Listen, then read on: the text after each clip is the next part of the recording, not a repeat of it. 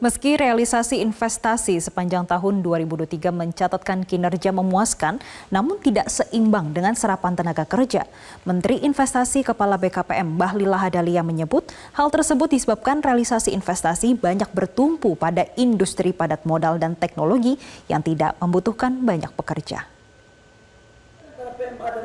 Dalam paparannya pada Rabu lalu, Kementerian Investasi BKPM mencatat dari total realisasi investasi 2023, serapan tenaga kerja hanya sekitar 1,8 juta pekerja.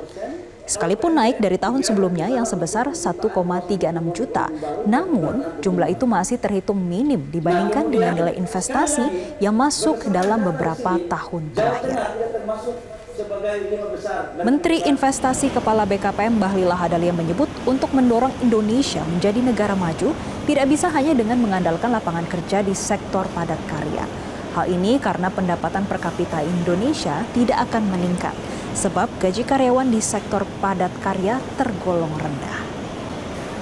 Bahlil pun menyebut akan mendorong investasi khususnya di sektor hilirisasi agar pendapatan pekerja menjadi lebih layak. Di samping itu, keterampilan pekerja juga harus diasah agar bisa menyesuaikan dengan teknologi yang berkembang.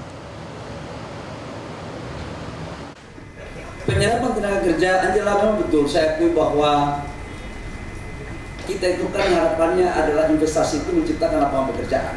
Namun memang harus saya akui bahwa penciptaan lapangan pekerjaan itu belum berbanding lurus dengan realisasi investasi. Kenapa, Angela? Karena kita investasi kita ini pada teknologi, pada modal. Kenapa? Karena industri. Tetapi kita bersyukur kita mampu masih menciptakan 1,8 juta tenaga kerja. Kenapa? Saya blending antara padat karya dengan teknologi.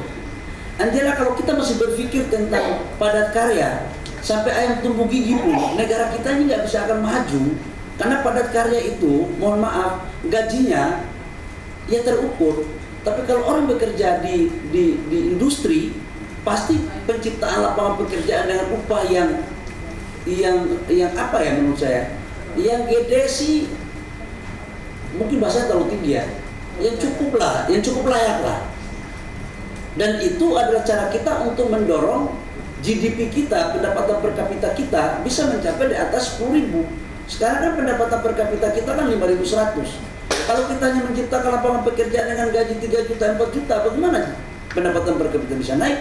Jelajahi cara baru mendapatkan informasi. Download Metro TV Extend sekarang.